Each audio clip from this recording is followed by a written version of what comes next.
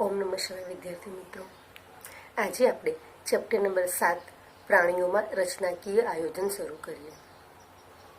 આપણે જાણીએ છીએ કે બહુકોષીય જટિલ દેહ રચના ધરાવતા પ્રાણીઓમાં કોષો, પેશીઓ, અંગો, અંગતંત્ર સ્વરૂપે સંગઠિત શ્રમ વિભાજનને પ્રદર્શિત કરે છે. આપણે પ્રાણી વર્ગીકરણની અંદર ભણી ગયા છીએ કે કોષ જે છે એક કોષીય સજીવોમાં ઘણા બધા કોષો સાથે રહી અને પેશીઓનું એટલે કે કોષો કાર્યની દ્રષ્ટિએ વહેંચાય અને પેશીનું આયોજન કરે, પેશીમાંથી અંગો ભેગા મળી અંગતંત્રોનું, આમ આખું સંગઠિત સ્વરૂપે શરીરનું દૈહિક આયોજન થાય છે અને તે શ્રમ વિભાજન એટલે કે દરેક પોતપોતાના કાર્યોને વહેંચી લે છે. આ રીતે જટિલ એટલે કે બહુકોષીય જે સજીવો છે તેઓ જટિલ દેહ રચના ધરાવે છે. હવે પેશીની વાત કરીએ તો આંતરકોષીય ઘટકો સહિતના સમાન કોષોનું ચોક્કસ કાર્ય માટેનું સંગઠન, એને આપણે પેશી કહીએ છીએ. પેશી કોને કહેતા હતા? તો કોઈ એક ચોક્કસ કાર્ય માટે સમાન ઘટકો સહિતના સમાન કોષોનું એટલે કે ચોક્કસ પ્રકારના કોષો ચોક્કસ કાર્ય માટે વિશિષ્ટીકરણ પામે એટલે આપણે તેને પેશી તરીકે ઓળખીએ છીએ. પ્રાણીઓમાં જોવા મળતી પેશીઓનો પહેલા આપણે ટૂંકો અહેવાલ લઈ લઈએ કે મુખ્ય 4 પ્રકારની પેશીઓ જોવા મળે. એક અધિચ્છદીય, સંયોજક, સ્નાયુ પેશી અને ચેતાપેશી. ચેતાપેશી એ ક્યાં જોવા મળે છે?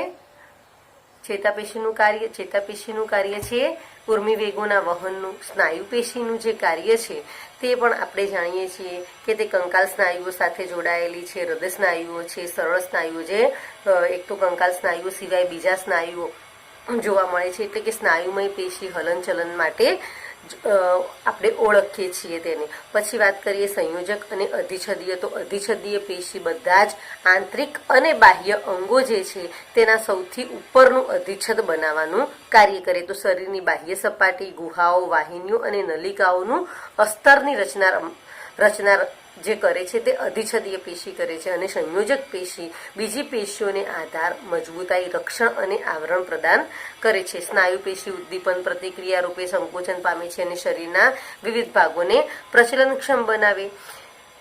તો આ બધું જ જે કાર્ય છે તે પેશીઓ દ્વારા આયોજિત શક્ય બને છે. એટલે કે બહુકોષીય જટિલ દેહ રચના ધરાવતા પ્રાણીઓના જે અંગતંત્રો સ્વરૂપે સંગઠન અને શ્રમ વિભાજન જે છે તે પેશીઓના આયોજનને કારણે શક્ય બને છે.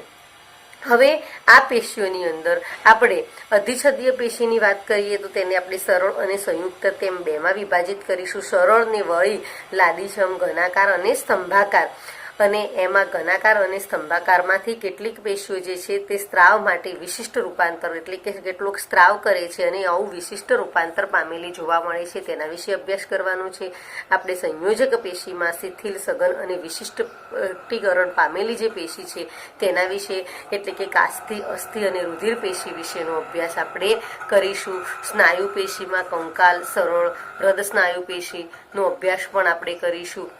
ચેતાપેશી વિશે પણ આપણે સમજીશું. સાથે સાથે કેટલાક ઉદાહરણ સાથે કેટલાક પ્રાણીઓની સમજીશું, જેમ કે અળસિયું, વંદો અને દેડકા જેવા પ્રાણીઓની બાહ્યાકાર અને અંતસ્થ રચના આ ચેપ્ટરની અંદર આપણે ભણીશું. હવે આપણે વિગતવાર ચેપ્ટર જોઈએ. તેની પ્રસ્તાવના હતી. આ જે ચાર્ટ છે તે દરેક વિદ્યાર્થીએ દોરવાનો રહેશે. સજીવના જૈવિક કાર્યો શેના દ્વારા સંપન્ન થાય છે? તેની પ્રસ્તાવનાની અંદર આ પ્રશ્ન આપણે સમજી લઈશું કે સજીવના જૈવિક કાર્યો શેના દ્વારા સંપન્ન થાય છે. તો એક કોષી સજીવોમાં બધા જ કાર્યો જેવા કે પાચન, શ્વસન તથા પ્રજનન એક જ કોષ દ્વારા થાય છે. એવું મેં તમને પ્રાણી સૃષ્ટિના વર્ગીકરણમાં સમજાવ્યું હતું કે અમીબા જેવા પ્રાણી હોય તો તે પ્રાણી એક જ કોષીય રચના ધરાવે છે અને માટે તેની બધી જ પ્રક્રિયાઓ એટલે કે પાચન, શ્વસન, પ્રજનન આ બધી જ પ્રક્રિયાઓ તે એક જ કોષ દ્વારા કરે. પરંતુ જ્યારે જટિલ અથવા તો બહુકોષીય સજીવો જે છે તેઓ આ જે કાર્યો માટે કોષોના સમૂહ વ્યવસ્થિત રીતે વહેંચાયેલા જોવા મળે છે.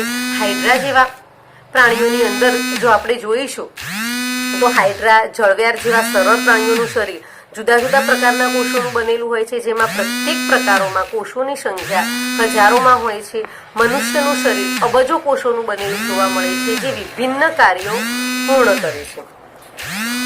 બહુકોષીય સજીવોમાં સમાન કોષોનો સમૂહ આંતરકોષીય ઘટકો સાથે એક ચોક્કસ કાર્ય કરે છે અને કોષોના આવા સંગઠનને આપણે પેશી કહીએ છીએ. આ થઈ ગઈ પેશીની વ્યાખ્યા કે બહુકોષીય સજીવો જે છે તેની અંદર સમાન કોષોનો સમૂહ આંતરકોષીય ઘટકો સાથે એક ચોક્કસ કાર્ય માટે વહેંચાય છે અને જેને આપણે પેશી તરીકે ઓળખીએ છીએ. બધા જ જટિલ પ્રાણીઓનું શરીર માત્ર 4 પ્રકારની મૂળભૂત પેશીઓની બનેલું હોય છે. 4 પેશીઓ આપણે જાણીએ છીએ. કઈ કઈ 4 પેશીઓ? તો અધિચ્છદીય પેશી, અધિચ્છદીય પેશી, સંયોજક પેશી, સ્નાયુ પેશી અને ચેતાપેશી. આ 4 મૂળભૂત પેશીઓની બનેલી જોવા મળે છે. આ બધી જ પેશીઓ એક ચોક્કસ માત્રા અને ચોક્કસ પ્રકારે સંગઠિત થઈ અને અંગોનું નિર્માણ કરે. આ બધી પેશીઓ સાથે મળી અને અંગોનું નિર્માણ કરે છે. દાખલા તરીકે એવા અંગો જેમ કે જઠર, ફેફસા, હૃદય, મૂત્રપિંડ વગેરે. જ્યારે 2 કે તેથી વધુ અંગો તેમની ભૌતિક કે રાસાયણિક આંતરક્રિયાઓ દ્વારા સાથે મળી અંગતંત્રોનું નિર્માણ કરે છે, જેમ કે પાચન તંત્ર અને શ્વસન તંત્ર. તો 2 કરતાં વધારે અંગો એકબીજા સાથે જોડાય અને એક અંગતંત્રોનું નિર્માણ કરશે. સમગ્ર શરીરની જૈવિક ક્રિયાઓ કોષો, પેશીઓ, અંગો અને અંગતંત્રમાં શ્રમ વિભાજન દ્વારા પૂર્ણ થાય છે, જે શરીરને જીવંત રાખવા માટે યોગદાન પૂરું પાડે છે. એટલે કે શરીરની બધી જ જૈવિક ક્રિયાઓ કોષો, પેશીઓ, અંગો અને અંગતંત્રોના શ્રમ વિભાજન દ્વારા આપણે પ્રાણી સૃષ્ટિના વર્ગીકરણમાં ભણી ગયા છીએ કે શ્રમ વિભાજન દ્વારા પૂર્ણ થાય છે. બધી કોષો શ્રમ વિભાજન માટે સમૂહમાં જોડાય છે અને તે શરીરને જીવંત રાખવા માટે યોગદાન પૂરું પાડે છે. સાથે મળી અને શરીરને જીવંત રાખવા યોગદાન પૂરું પાડે. અને આ જ એક લક્ષણ જે છે જેને આપણે પ્રાણીઓની અંદર જોવા મળતું રચનાકીય આયોજન કહીએ છીએ, જેનો અભ્યાસ આપણે આ ચેપ્ટરની અંદર કરવાનો છે. તો હવે આપણે વાત કરીએ પ્રાણી પેશીઓની. પ્રશ્ન કંઈક એવો પૂછાય કે પ્રાણી પેશીઓના પ્રકારો જણાવી અધિચ્છદીય પેશી વિશે વિસ્તૃત નોંધ લખો. તો કોષોના કાર્યોને અનુલક્ષીને પ્રાણીઓમાં મુખ્યત્વે 4 પ્રકારની પેશીઓ જોવા મળે છે: અધિચ્છદીય પેશી, સંયોજક પેશી, સ્નાયુ પેશી અને ચેતાપેશી. હવે આપણે અધિચ્છદીય પેશીની જો વાત કરીએ તો અધિચ્છદીય પેશી ને અધિચ્છદ પણ કહે છે. આ પેશીમાં એક મુક્ત સપાટી હોય છે જે દેહજળ અથવા બાહ્ય વાતાવરણના સંપર્કમાં હોય છે. તે શરીરના કેટલાક ભાગોને આવરણ અથવા અસ્તર પૂરું પાડે છે. કોષો સઘન રીતે ગોઠવાયેલા અને ઓછું આંતરકોષીય આધારક ધરાવતા હોય છે. એટલે 2 કોષો વચ્ચેનું જે આધારક છે, આંતરકોષીય આધારક છે, તે ખૂબ ઓછું ધરાવે છે. કોષો આવરણ પૂરું પાડવાનું કાર્ય કરે છે. આવરણ ક્યાં? તો આપણે સૌથી બહારની વાત કરીએ છીએ તો આપણા શરીરની બહારની સપાટીએ એક આવરણ પૂરું પાડે, એ પણ અધિચ્છદીય પેશી. આંતરિક અંગોની વાત કરીએ જ્યારે, બાહ્ય વાતાવરણની તો વાત છે જ, પરંતુ આંતરિક અંગોની જ્યારે વાત કરીએ ત્યારે જેમ કે અન્નવાહક છે, તેની અંદરની સપાટી, બહારની સપાટી, એટલે કે દરેક પેશીને બહાર અને અંદર બંનેના અસ્તર પૂરું પાડવાનું કાર્ય અધિચ્છદીય પેશીનું છે. અધિચ્છદીય પેશી મુખ્યત્વે 2 પ્રકારની જોવા મળે છે: સરળ અધિચ્છદ અને સંયુક્ત અધિચ્છદ. સરળ અધિચ્છદના કોષો એક સ્તરની ગોઠવણી ધરાવે છે. તે દેહગુહાઓ, વાહિનીઓ અને નલિકાઓના અસ્તર તરીકે વર્તે છે. સંયુક્ત અધિચ્છદ 2 કે તેથી વધુ સ્તરીય ગોઠવણી ધરાવે છે. તેમનું કાર્ય રક્ષણાત્મક હોય છે. દાખલા તરીકે આપણી ત્વચા. તો સંયુક્ત અધિચ્છદ જે છે તે વધારે સ્તરોની, એટલે કે કોષોની ગોઠવણી 1 ને 2 આમ આવી રીતે 2 અથવા તો 3 એક સ્તર એવી રીતે વધારે સ્તરોની બનેલી હોય. જ્યારે સરળ અધિચ્છદની વાત કરીએ તો બધી જ આવી એક જ સ્તરીય જોવા મળે. હવે સરળ અધિચ્છદ ક્યાં જોવા મળે? તો દેહ ગુહાઓ, વાહિનીઓ, નલિકાઓ, આપણી જે શરીરની અંદર જોવા મળતી વાહિનીઓ છે, શિરાઓ છે, અન્નવાહિની, ની વાત કરીએ કે પછી બીજી નાની નાની અસંખ્ય શ્વાસવાહિનીની વાત કરીએ તો એ બધી જ વાહિનીઓને અસ્તર પૂરું પાડવાનું કાર્ય કરે ગુહાઓને. સંયુક્ત જે છે તેનું રક્ષણનું કાર્ય છે એ આપણી ત્વચાની અંદર જોવા મળે અને તે 2 કરતાં વધારે સ્તરના કોષો ધરાવતી જોવા મળે છે. હવે આપણે વાત કરીએ સરળ અધિચ્છદમાં, તો સરળ અધિચ્છદને બીજા 3 પ્રકારની અંદર વિભાજિત કરવામાં આવે છે. તો કોષોના રચનાત્મક રૂપાંતરને આધારે, રચનાની દ્રષ્ટિએ જે રૂપાંતર જોવા મળે છે તેને આધારે સરળ અધિચ્છદ પેશીને 3 પ્રકારમાં વિભાજિત કરવામાં આવે છે, જેમ કે લાદીછમ અધિચ્છદ, ઘનાકાર અધિચ્છદ અને સ્તંભાકાર અધિચ્છદ. તો શેને આધારે? તો કોષો રચનાની દ્રષ્ટિએ જે રૂપાંતર પામેલા છે, દેખાવમાં જે રૂપાંતરણ જોવા મળે છે તેને આધારે તેમને લાદીસમ, ઘનાકાર અને સ્તંભાકાર,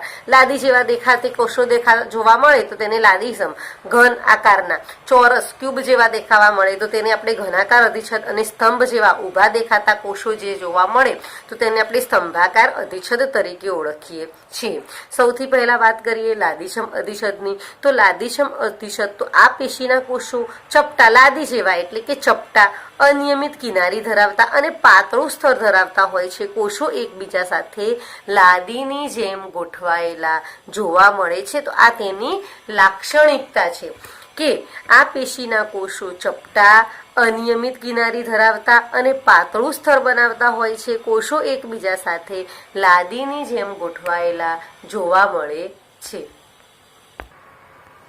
અહીં આકૃતિની અંદર તમે લાદીસમ, ઘનાકાર અને સ્તંભાકાર કોષોની રચના તમે જોઈ શકો છો કે લાદી જેવા આવા ચપટા કોષો ધરાવતા હોય તેને આપણે લાદીસમ અધિચ્છદ, આવા ઘન જેવા પણ એક સ્તરીય હોય એ બધા જ કેવા સરળ પ્રકારની અધિચ્છદ આવશે. સંયુક્ત અધિચ્છદ આવી જાય તો અહીંયા એકની નીચે બીજું સ્તર જોવા મળે, પણ આ એક સ્તરીય, પરંતુ એક સ્તરીની અંદર પણ રચનાની દ્રષ્ટિએ એટલે કે દેખાવામાં આવા ચપટા દેખાતા હોય તો લાદીસમ, ઘન જેવા દેખાતા હોય તો ઘનાકાર અધિચ્છદ અને સ્તંભ જેવા દેખાતા હોય તો સ્તંભાકાર અધિચ્છદ કહેવાય છે.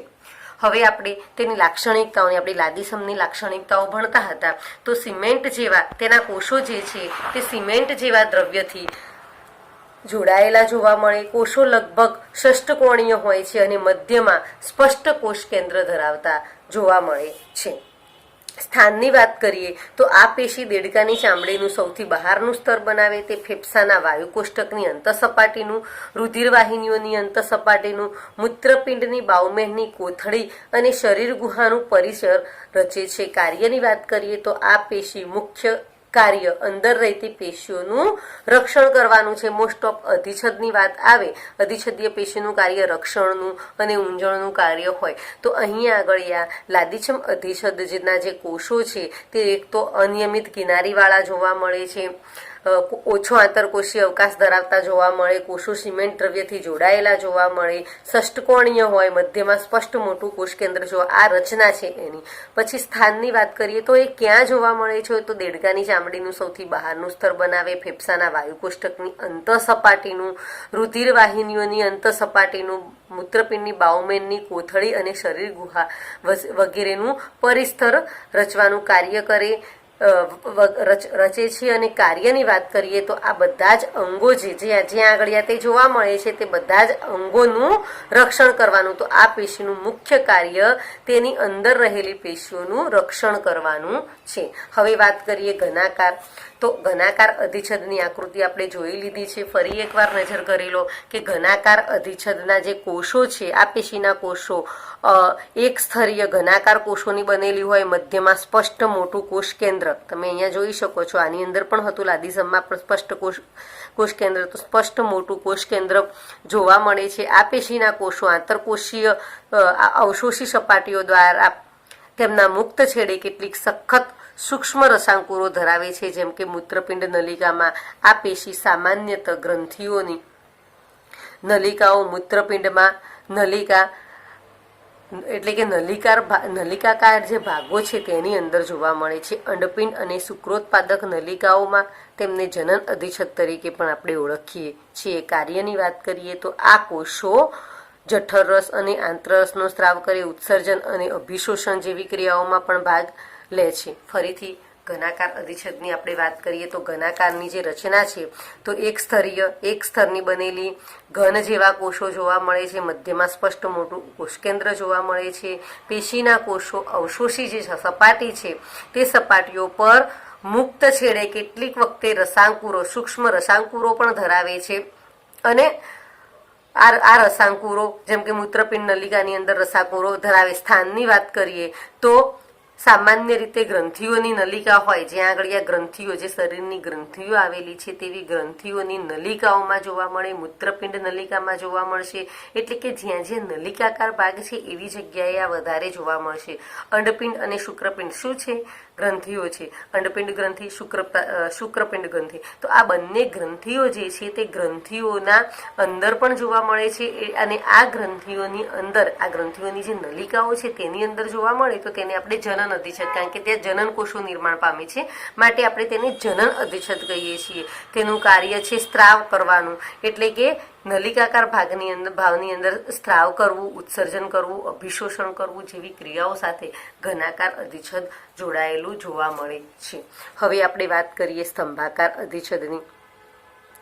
તો સ્તંભાકાર અધિચ્છદ જે છે આ પેશી લાંબા અને પાતળા કોષોના એક સ્તરથી બનેલી, તેમના કોષ કેન્દ્રો જે છે તે તલ સપાટી પર, તલસ્થ ભાગ ઉપર નીચે આવેલા જોવા મળે છે. તેમની મુક્ત સપાટી પર રસાંકુરો પણ ધરાવી શકે છે. કેટલાકની અંદર આ મુક્ત સપાટી હોય તેમાં રસાંકુરો ધરાવી શકે. તેનો ઊભો છેદ જોઈએ તો આપણને કંઈક આવા દેખાશે કે તલ ભાગની અંદર કોષ કેન્દ્ર જોવા મળે. અહીંયા ઉપરનો ભાગ જે છે તે કેવો સ્તંભ જેવો આ ભાગ જોવા મળે છે. કેટલીક જગ્યાએ આવા પક્ષમાં પણ જોવા મળે, કેટલીક સ્તંભાકાર અધિચ્છદની અંદર તો કેટલીક જગ્યાએ આપણને રસાંકુરો જોવા મળે છે. તેઓના અંદર તરફના છેડા સાંકડા અને મુક્ત છેડા પહોળા હોય છે. બહારનો છેડો થોડો પહોળો અને નીચે જતા જઈએ તેમ છેડા આપણને થોડાક પાતળા જોવા મળે છે. સ્થાન તો આ પેશી જઠર અને આંતરડાની ગ્રંથિઓમાં ખાસ જોવા મળે. કાર્યની વાત કરીએ તો શોષણ, સ્ત્રાવ અને અભિશોષણનું કાર્ય કરે છે. પક્ષમલ અધિચ્છદની વાત કરીએ તો તે ઘનાકાર અને સ્તંભાકાર કોષોની મુક્ત સપાટીએ પક્ષમો ધરાવતી હોય તો તેને આપણે પક્ષમલ અધિસ્તર આની અંદર પણ જોવા મળે ને આની અંદર જો આ ઘનાકાર છે તેની ઉપર પણ આવા પક્ષમો આવેલા હોય તો તેને આપણે પક્ષમલ અધિચ્છદ જ કહીએ. એટલે કે ઘનાકાર અને સ્તંભાકાર બંને પ્રકારની પેશીઓ ઉપર જો પક્ષમો આવ્યા હોય તો તેને આપણે પક્ષમલ અધિચ્છદ તરીકે ઓળખીએ છીએ. તેનું કાર્ય સૂક્ષ્મ કણો અથવા શ્લેષ્મ કણોને ચોક્કસ દિશામાં ધકેલવાનું કાર્ય છે. તે મુખ્યત્વે શ્વાસવાહિકાઓ તથા અંડવાહિની જેવા પોલાણના અંગોની અંતઃસપાટી પર જોવા મળે છે. આપણે જાણીએ છીએ કે અંડવાહિની જે છે તે અંડવાહિની અંડકોષનું એક જ દિશામાં વહન કરાવે છે અને તેના માટે આ પક્ષમો મદદરૂપ કરે છે કે પક્ષમોનું હલનચલન એક દિશીય થતું જોવા મળે અને એને કારણે અંડકોષનું વહન એક જ દિશામાં તે પાછો વળતો નથી. તે અંડવાહિનીમાં થઈ અને ગર્ભાશય તરફ જ અંડકોષ નું પ્રયાણ થતું જોવા મળે છે. પછી વાત કરીએ શ્વાસવાહિકાઓની અંદર તો શ્વાસવાહિકાઓની અંદર જતો જે કચરો છે તેને બહાર કાઢવાનું કાર્ય પણ આ પક્ષમલ વાહિકાઓ જે છે તેના દ્વારા થાય છે. શુક્રપિંડની જે શુક્રનલિકાઓ જે છે તેની અંદર પણ આવી પક્ષમલ અધિચ્છદીય પેશીઓ આવેલી હોય છે જે શુક્રકોષોનું એક જ દિશામાં વહન કરાવતી જોવા મળે છે. હવે વાત કરીએ ગ્રંથિલ અધિચ્છદની. તો આ જે ગ્રંથિલ અધિચ્છદીય પેશી જે છે તેના કેટલાક કોષો જે ગ્રંથિલ અધિચ્છદ પેશી જે છે તે સ્તંભાકાર અથવા ઘનાકારના કોષો સ્ત્રાવ કરવા માટે રૂપાંતરિત પામે છે. તેને આપણે ગ્રંથિલ અધિચ્છદ કહીએ છીએ. વિદ્યાર્થી મિત્રો ફરીથી બરાબર સમજજો. લાદીઝમ સિવાય ઘનાકાર અધિચ્છદની અને સ્તંભાકાર અધિચ્છદમાં પક્ષમલ અધિચ્છદના કોષો પણ જોવા મળે અને ગ્રંથિલ જો ઘનાકાર અને સ્તંભાકાર બંનેની ઉપર જો પક્ષમો આવેલા હોય તો તેને પક્ષમલ અધિચ્છદ કહીશું અને ત્યાં આગળ આ ગ્રંથિલ અધિચ્છદ એટલે કે સ્ત્રાવ માટે જો કોષો રૂપાંતરિત થયેલા હોય તો તેમને આપણે ગ્રંથિલ અધિચ્છદ કહીશું. લાદીસમ અધિચ્છદમાં એવું જોવા મળતું નથી. તેઓ બે પ્રકાર જોવા મળે છે. એક કોષીય ગ્રંથિલ કોષો જે છૂટાછવાયા ગ્રંથિલ કોષોની બનેલી હોય છે. દાખલા તરીકે અન્નમાર્ગના ગ્લોબલેટ કોષો જે છે તેની વાત છે અને બહુકોષીય ગ્રંથિલ અધિચ્છદ તે કોષોના સમૂહથી બને છે, દાખલા તરીકે લાળ ગ્રંથિઓ. તો લાળ ગ્રંથિઓની અંદર આ રીતે કોષો ગોઠવાયેલા જોવા મળે અને આ જે લાળ ઉત્પન્ન કરે, લાળ રસ ઉત્પન્ન કરે છે તે બહુકોષીય ગ્રંથિ દ્વારા થશે. એક કોષીય ગ્રંથિ જે અહીં આગળ અન્નમાર્ગની અંદર જોવા મળે છે. સ્ત્રાવના નિકાલના પ્રકારને આધારે ગ્રંથિઓને બે પ્રકારમાં વહેંચવામાં આવે છે, જેમ કે બહિસ્ત્રાવી ગ્રંથિઓ અને અંતઃસ્ત્રાવી ગ્રંથિઓ. તો બહિસ્ત્રાવી ગ્રંથિઓમાં શ્લેષ્મ, લાળ, કર્ણમિલ, તેલ, દૂધ, પાચક, ઉત્સેચકો અને અન્ય કોષીય નિપજોનો સ્ત્રાવ કરે છે. આ બધી જ નિપજો વાહિનીઓ તથા નલિકાઓના માધ્યમ દ્વારા નિકાલ પામે છે. જ્યારે અંતઃસ્ત્રાવી ગ્રંથિઓ વાહિનીઓ ધરાવતી નથી, તેથી નિપજોને અંતઃસ્ત્રાવો કહે છે, જે ગ્રંથિમાંથી સીધા તરલ સ્ત્રવિત થાય છે. તો ગ્રંથિલ અધિચ્છદીય પેશી મેં આગળ તમને સૌથી પહેલા સમજાવ્યું કે સરળ અધિચ્છદની અંદર લાદીસમ સિવાય સ્તંભાકાર અને ઘનાકારની બંને પ્રકારના કોષો જે છે, અધિચ્છદના કોષો છે, તે પક્ષમલ અને ગ્રંથિલ અધિસ્તર તરીકે રૂપાંતર પામે છે. પક્ષમો ધરાવતા હોય તો પક્ષમલ અધિસ્તર. હવે ગ્રંથિલ આપણે બંનેની અંદર જોયું કે ઘનાકાર અધિચ્છદ જે ક્યાં જોવા મળે છે, ખાસ કરીને નલિકાઓની અંદર. તો નલિકાઓની અંદર પણ શેના માટે, તો સ્ત્રાવના કાર્ય માટે રૂપાંતર પામેલા કોષો જોવા મળે. પછી વાત કરીએ આપણે સ્તંભાકારની. તો સ્તંભાકાર ક્યાં જોવા મળે છે, ગ્રંથિઓની અંદર જોવા મળે છે. તો ત્યાં પણ સ્ત્રાવની જરૂરિયાત રહે છે. તો આ પેશીઓ જે છે, એટલે કે ઘનાકાર અને સ્તંભાકારના કોષો જ્યાં સ્ત્રાવ કરવા માટે રૂપાંતરિત પામે તેને આપણે ગ્રંથિલ અધિચ્છદ તરીકે ઓળખીએ. હવે આ ગ્રંથિલના બે પ્રકાર, એક કોષીય ગ્રંથિલ અને બહુકોષીય ગ્રંથિલ. તો કોષો છૂટા છવાયા, આવી રીતે છૂટા છવાયા હોય અને ગ્રંથિ આપણે તેનો કોષોમાંથી સ્ત્રાવ થતો હોય તો તેને આપણે કહીશું એક કોષીય ગ્રંથિલ, જેમ કે અન્નમાર્ગની અંદર જોવા મળે છે. બહુકોષીય ગ્રંથિલની વાત કરીએ તો કોષોનો આખો સમૂહ બને છે અને તેઓ ચોક્કસ સ્ત્રાવ કરતા હોય, જેમ કે લાળ ગ્રંથિ દ્વારા ઉત્પન્ન થતો લાળ જે છે, તો એ લાળ ગ્રંથિ દ્વારા થાય, ઘણા બધા કોષો સાથે મળીને કરે, માટે તેને બહુકોષીય ગ્રંથિ કહીએ છીએ. હવે આ જે ગ્રંથિ અધિચ્છદ છે તે બહિસ્ત્રાવી અને અંતઃસ્ત્રાવી બંને પ્રકારની ગ્રંથિઓ જોવા મળે. બહિસ્ત્રાવી એટલે કોષોની બહાર, તેના જે કોષો છે તેની બહાર તેનો સ્ત્રાવ કરે, નલિકાઓના માધ્યમ દ્વારા સ્ત્રાવ કરતા હોય તો તેને બહિસ્ત્રાવી ગ્રંથિઓ. જ્યારે અંતઃસ્ત્રાવી ગ્રંથિઓ વાહિનીઓ ધરાવતી નથી. આપણે જાણીએ છીએ આપણા શરીરમાંથી થાઇરોઇડ ગ્રંથિ, સ્વાદુપિંડ, બધી ગ્રંથિઓ છે અને આ બધી જ ગ્રંથિઓ કોઈ નલિકાઓ ધરાવતી નથી. તેમનો જે સ્ત્રાવ છે તે ચોક્કસ રુધિરની અંદર ભેળવી દે છે અને રુધિર ચોક્કસ જગ્યાએ જઈને આ જે અંતઃસ્ત્રાવ છે તે ક્રિયાશીલ બને છે. એટલે કે વાહિનીઓ ન ધરાવતી હોય તો તેને અંતઃસ્ત્રાવી ગ્રંથિઓ, જ્યારે વાહિનીઓ ધરાવતી હોય તો તેને આપણે બહિસ્ત્રાવી ગ્રંથિઓ કહીએ. શ્લેષ્મ, લાળ, કર્ણમિલ, કાનમાં ઉત્પન્ન થતું મીણ, તેલ, જે આપણી તેલીય ગ્રંથિઓ દ્વારા આપણા વાળને સુવાળા રાખવાનું, ચામડીને સુવાળી રાખવાનું કાર્ય કરે તે, સ્તનપાન વખતે માતા દ્વારા ઉત્પન્ન થતું દૂધ, પાચક, ઉત્સેચકો, અન્ય કોષીય નિપજો, જે કોષો દ્વારા જે નિપજો આપણને પ્રાપ્ત થાય છે તે બધી જ વાહિનીઓ દ્વારા ઉત્પન્ન થાય છે અને વાહિનીઓના માધ્યમ દ્વારા નિકાલ પામે તેને આપણે બહિસ્ત્રાવી ગ્રંથિઓ તરીકે ઓળખીએ.